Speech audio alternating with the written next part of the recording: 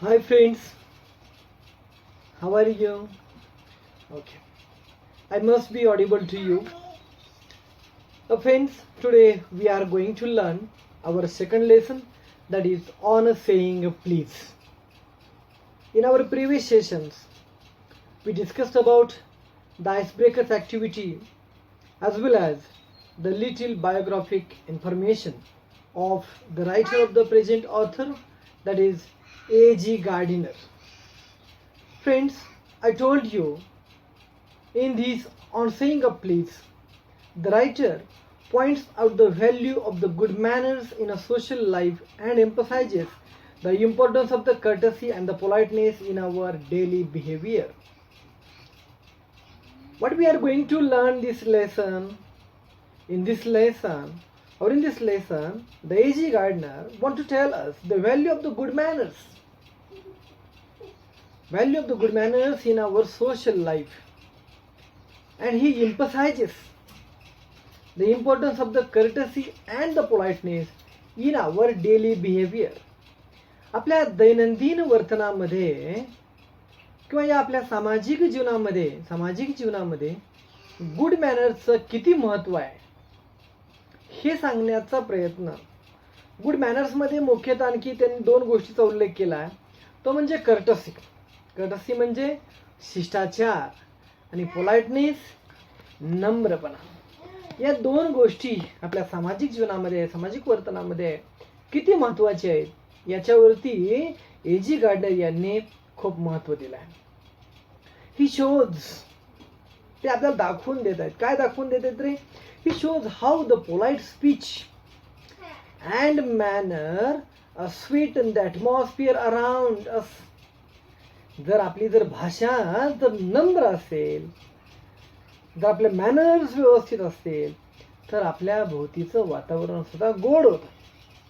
It sweetens the atmosphere around. But on the other hand, how discourtesy म्हणजे काय रे? अशिष्टाचार. How the discourtesy and ill manners spoil or pollute it. विरुद्ध बाजूला जर आपण डिस्कर्टसी किंवा जर इल मॅनर्स आपल्या जर बिहेवियरमध्ये असतील, तर हे निश्चितच आपलं अवतीभोवतीचं वातावरण it will be polluted or the spoiled. Okay, let us learn actual lesson on saying please. Actual आपण लेसन पाहूया काय सांगतात A.G. Gardner. A.G. Gardner tells us few anecdotes, incidents. वेगवेगळे इन्सिडेंट सांगतात, एपिसोड सांगतात वेगवेगळे, आणि त्या एपिसोडच्या माध्यमातून he tells the importance of the courtesy and the politeness in our daily life. वेगवेगळ्या प्रसंगाच्या मदतीनं पोलाइटनेस आणि कर्टसीचं महत्त्व A.G. गार्डनर आपल्याला सांगतायत. त्यातलाच एक प्रसंग आहे, तो सांगतायत. काय घडलं बघा पहिल्या प्रसंगामध्ये.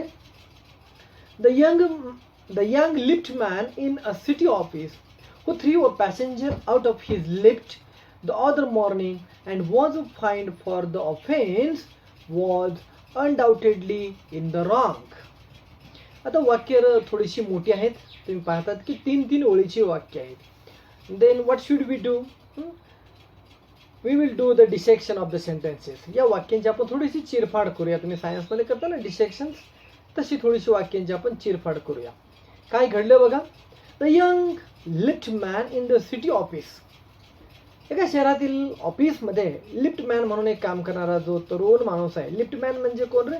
जो लिफ्टमध्ये पॅसेंजर्सला खाली वर करण्याचं जो काम करतो त्याला लिफ्टमॅन म्हणतात. Who threw a passenger out of his lift the other morning. की त्या युवकानं लिफ्टमॅननं, आता पूर्वी लिफ्टमॅन असायच्या, जुना काळ आहे थोडासा. आत्ताच्या लिफ्टला काय, आत्ताचे लिफ्ट सगळे ॲटोमाइज आहेत की तो लिफ्टमॅनची गरज लागत नाही आहे. तुम्ही स्वतः ॲटोमाइज आहेत, स्वतः तुम्ही सगळं काही करू शकता. पण त्या काळातले जी लिफ्ट असायची ती की त्याला कोणीतरी ड्रायव्हर म्हणूया सोप्या शब्दात, किंवा त्याला चालक म्हणूया, कंट्रोलर म्हणूया, त्याला कंट्रोल करणारा लिफ्टमॅन असायचा. त्या लिफ्टमॅननं एका सकाळी काय केलं की एका पॅसेंजरला लिफ्टमधून ढकलून बाहेर काढलं आणि त्याच्या ह्या कृतीबद्दल he was fined. because definitely it was, undoubtedly it was an offense तो अनडाउटेडली एक ऑफेन्स, त्यानं गुन्हा केला होता म्हणून त्याला काय करण्यात आलं रे, ही वॉज अ फाईंड. हे झालं सगळं ठीक आहे. But it was a question of please. पण एवढा सगळा प्रकार कशामुळे घडला? त्या यंग युवकानं त्या पॅसेंजरला लिफ्टमधून बाहेर हकलून दिलं किंवा ढकलून लावलं.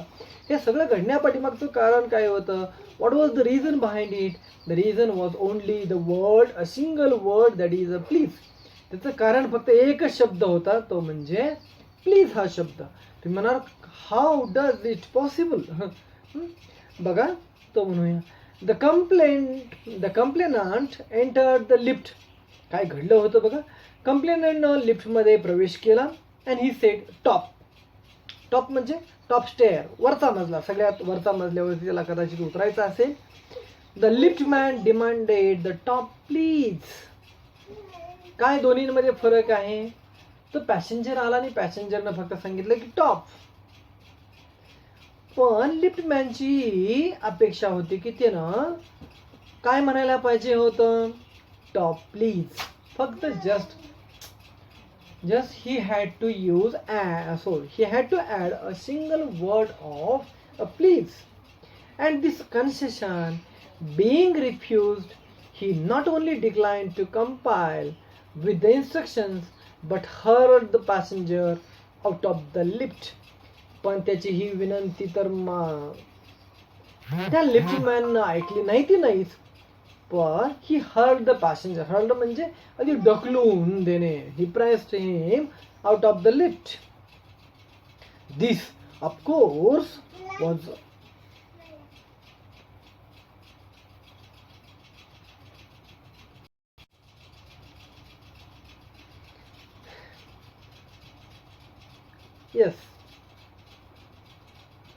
This of course was carrying a comment on a manner too far. खरं तर जरा हे थोडंसं जास्तच होतं. निश्चितच त्या पॅसेंजरकडून डिस्कर्टसीचा उपयोग झाला, पण त्याच्यासाठी एवढी मोठी शिक्षा थोडीशी निश्चित जास्तच होती. कारण काय रे? Discourtesy is not a legal offence. Discourtesy म्हणजे अशिष्टाचार हा काही गुन्हा नाहीये. इट इज नॉट अ कायदेशीर गुन्हा नाहीये तो. It is not a legal offense and it does not excuse the assault and a battery also. पण एवढंच नव्हे तर ते दुसऱ्या बाजूला असॉल्ट अँड बॅटरी तो सुद्धा सहन करू नये असं म्हणतो. म्हणजे काय घडलं बघा, if a burglar breaks into my house, जर एखादा दरोडेखोर जर माझ्या घरामध्ये घुसला and I knock him down, आणि मी जर त्याला जर ठेचून खाली मारला, तर the law will not acquit me. And if I am physically assaulted, it will permit me to retaliate with a reasonable offense. Retaliate, जशास तसं उत्तर देणं. Do something bad to someone who has done something bad to you. जशास तसं जर तुमच्या बरोबर एखादा जर त्यांना बॅड वागला असेल तर तुम्ही त्याला जे बॅड वागू शकता. पण किती रिझनेबल म्हटलं, काय म्हटलं ते मुद्दाम लेखकाने विचारपूर्वक शब्द टाकलाय. Reasonable violence. त्यानं जर तुमच्यावरती व्हायलन्स केला तर तुम्हीही त्याला अगदी उत्तर म्हणून त्याला रिझनेबल व्हायलन्स देऊ शकता. तिथं तुम्हाला कायदा काही म्हणणार नाहीये. बघा पुढे, पण तो त्या प्रमाणामध्ये असला पाहिजे. But it does this because the burglar and my assault have broken quite definite commands of the law. कारण त्या बर्गलरने असू द्या किंवा असॉल्टरनं काहीतरी जे कमांड्स आहेत, commands of the law are the break. बघा पुढे बघूया. बट नो लिगल सिस्टम, बघा काय म्हणताय, but no legal system could attempt to legislate against the bad manners. एखादा जर कायदेशीर तुम्ही गुन्हा केला असेल तर त्याच्यावर मात्र तुम्हाला लगेच शिक्षा होऊ शकते, तुमच्यावर ऑफेन्स बसतो. पण बॅड मॅनर्स बद्दल, अशिष्टाचार बोलण्याबद्दल मात्र आणखी कोणताही कायदेशीर गुन्हा तुमच्यावरती नोंदवला जात नाही. Against bad manners and could sanction the use of the violence against something which it does not itself recognise as a legally punishable offence. निश्चित आज देखील तो डिस्कर्टसी किंवा impoliteness, it is not considered as a punishable offense. And our sympathy with the lift man, मला माहिती आहे की आपली सहानुभूती त्या लिफ्ट मॅन सोबत असणार आहे. We must admit that the law is reasonable. पण कायदा हा सर्वांसाठी सारखा आहे. each and everyone is equal in front of the legal or the law. It would never do if we were at liberty to box the people's air because we do not like their behavior or the tone of their voices or the swell on their faces. असं नाही की त्यांच्या bad मॅनरसाठी की जसं एखाद्याचे इतकंही तुम्हाला स्वातंत्र्य नाही आहे. लिबर्टी म्हणजे काय रे? स्वातंत्र्य. बघा, it would never do if we were at liberty to box the people's air because we do not like their behavior. एखाद्या व्यक्तीचं जर तुम्हाला बिहेवियर आवडलं नाही म्हणून लगेच तुम्ही त्याच्या कानावरती बुक्की द्यावी, बॉक्सिंग मारावी, किंवा एखाद्याचा आवाज तुम्हाला ऐकू वाटत नाहीये, किंवा एखाद्याच्या चेहऱ्यावरची निराशा तुम्हाला पटत नाहीये म्हणून लगेच तुम्ही त्याला बुक्की मारावी, एवढं स्वातंत्र्य आणखी तरी नाहीये. Our fist would be never idle. आणि जर असं जर स्वातंत्र्य असतं तर आपले मुठी एवढ्या निष्क्रिय किंवा एवढ्या शांत कधीच बसल्या नसत्या. कुणीही कुणाला उठसूट मारत बसला असतं, थोडं काही बोलला की मारत बसला असता. आणि the gutters of the city would run with a blood all day. आणि गटरमधून रक्ताचे पाट वाहिले असते. म्हणजे एवढा मोठा लिगल ऑफेन्स घडला असता साधं जर कोणी बोलत नसले किंवा इल मॅनर्स म्हणून. तर काय रे, ill manners of the discourtesy they are not considered as a legal offence. ते लिगल ऑफेन्स म्हणून त्यांची नोंद नाही आहे किंवा ते विचारात घेतले जात नाहीत. एखादा जर इल मॅनर्सने तुमच्याबरोबर वागत असला तरी तुम्ही त्याच्या विरोधात लिगल कॉम्पेन्सेशन मागू शकत नाहीये. तुम्ही त्याच्याबरोबर लिगल कॉम्पेन्सेशन किंवा त्याच्या विरोधात तक्रार तुम्ही लॉज करू शकत नाही. I may be as uncivil as I may please. बघा, तो म्हणतात की I may be as uncivil as I may please and the law will protect me against the violent retaliations. मला पाहिजे तशा पद्धतीनं अनसिव्हिल वागू शकतो किंवा मला पाहिजे तशा पद्धतीनं मी रूढ वागू शकतो. त्या रूढ वागण्याबद्दल मला कोणताही कायदा माझ्या विरोधात काम करू शकत नाहीये. I may be haughty means having a high opinion of the one self of the often low opinion of the others. मी कशीही वागेन, मी माझं इतरांबद्दल स्वतःला शहाणा समजत असेल, इतरांना तुच्छ समजत असेल किंवा और बुरिश or there is no penalty to pay except the penalty of the being written down an ill-mannered fellow. ill-mannered बद्दल त्याच्या रूट बद्दल, त्याच्या अकल्चर्डपणाबद्दल, आपल्या किंवा माझ्या अकल्चर्डपणाबद्दल, इल-मॅनर बद्दल कोणतंही लिगल कारवाई आपण करू शकत नाहीये. कारण का रे? The law does not compel me to say the please. कायदा तुम्ही प्लीज म्हणाच असं म्हणू शकत नाही. The law does not compel me to say the please. ही सगळी मार्गदर्शक तत्वे आहेत. वडीलधाऱ्यांचा मान राखावा, गुरुजनांचा आदर करावा, थोड्या मोठ्यांशी सन्मानानं वागावं, ही सगळी मार्गदर्शक तत्व आहेत. केलंच पाहिजे असं नाही आपण म्हणू शकत. तो त्याचा प्रश्न आहे शेवटी. बरोबर आहे? or attune my voice to other people's sensibility any more than it says that I shall not wax my mustaches or dye my hair or the wear ringlets down my back. हे इतकं साधं आहे की अगदी मला कुणी माझ्या मिशा कशा मी ठेवाव्यात, मुस्टॅचेस कशा मी ठेवाव्यात हे कुणी मला जसं सांगू शकत नाहीये. किंवा मी हेअर डाय करावा ना करावा, माझ्या केसांची ठेवण कशी असावी नसावी याबद्दल जसं दुसरं कुणी काही सांगू शकत नाही, तसंच अगदी माझ्या रूडनेसबद्दल, डिस्कर्टसीबद्दल किंवा अनकल्चर्डपणाबद्दल कुणीही मला काही म्हणू शकत नाही. It does not recognise the laceration of our feelings as a case for compensation. Lacerations म्हणजे here a cut or the tear. कारण it does not recognize the reason of our feelings as a case for the compensation.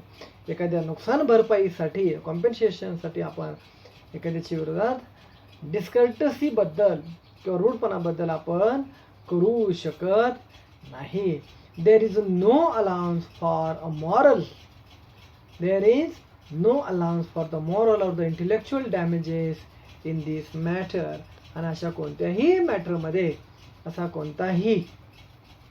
मॅटरमध्ये moral किंवा इंटेलेक्च्युअल डॅमेजेससाठी no allowance is there, no compensation case can be filed against such rudeness, uncultured और discourtesy. याच्याबद्दल आपण काही म्हणू शकत नाही. बघा पुढे जाऊया. This does not mean that the damages are negligible. याचा अर्थ असा नाहीये की आपल्या या रूढ वागण्यामुळं, अनकल्चरपणामुळं जे काही डॅमेज होणार आहे, जे नुकसान होतं ते निग्लेजिबल आहे, ते दुर्लक्ष करण्याजोगं आहे. निश्चितच नाही. कारण काय रे त्याचं पाहूया आपण. It is probable that the liftman was much more acutely hurt by what he regarded as a slur upon his social standing than he would have been if he had a kick on the shines for which he could have got a legal redress. किती छान मोठी वाक्य आहेत पहा. ते सांगतात it is probable that the lift man was much more acutely hurt. निश्चितच तो हर्ट झाला असेल लिफ्ट मॅन. काय रे? Than he would have been if he had a kick on the shin. एखाद्या त्याच्या नडगीवरती एखाद्यानं लात मारली असती, ते लातनं जेवढा तो काय म्हणूया रे हर्ट झाला नसेल, त्याही पेक्षा ते एका साध्या प्लीज हा शब्द न वापरल्यामुळे तो कदाचित हर्ट झाला असेल. आणि for which he could have no got a legal redresses. एखाद्यानं लात जरी मारली असती तर त्या लातेबद्दल तो लिगल रिड्रेस करू शकला असता, कंप्लेंट करू शकला असता. पण त्याच्या या हर्टबद्दल तो कुठेही कंप्लेंट करू शकत नाहीये.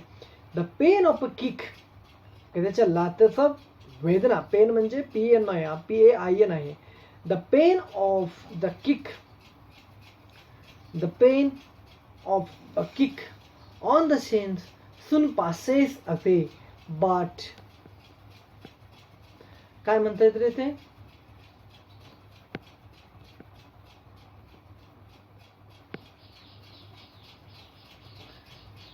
बघा काय म्हणताय. The pain of a kick, एखाद्यानं जरी तुमच्या नडीवर जरी लात जरी मारली असती ना, the pain of the kick on the shine soon passes away, but the pain of a wound to our self respect or our vanity may poison a whole day. एखाद्यानं तुमच्या पायावरती लात जरी दिली असती तरी तुम्ही ते थोड्या वेळानं विसरून गेला असतात, ती वेदना विसरून गेला असता. पण ही तुमच्या सेल्फ रिस्पेक्टला, तुमच्या सोला झालेली जखम मात्र तुमचा दिवस अगदी पोल्यूट करणार आहे.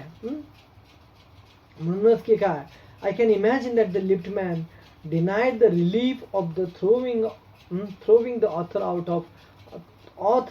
of his wound of the lift, brooding over the insult by the hour, and visiting his wife in the evening as the only way of the restoring his equilibrium.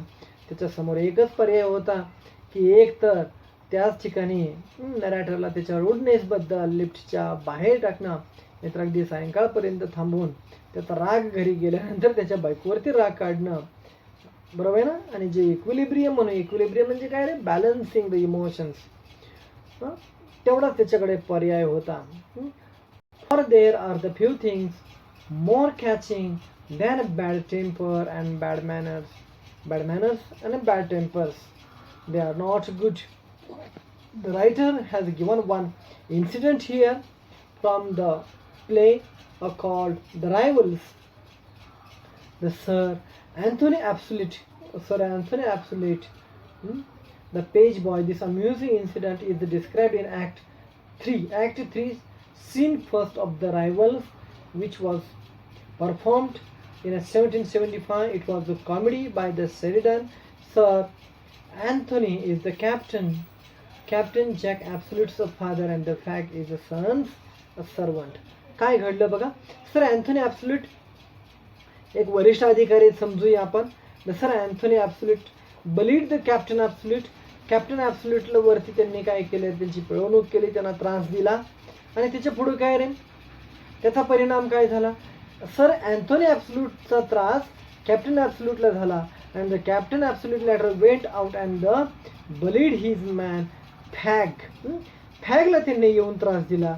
And fair upon Fag went out the down stair and kick the page boy.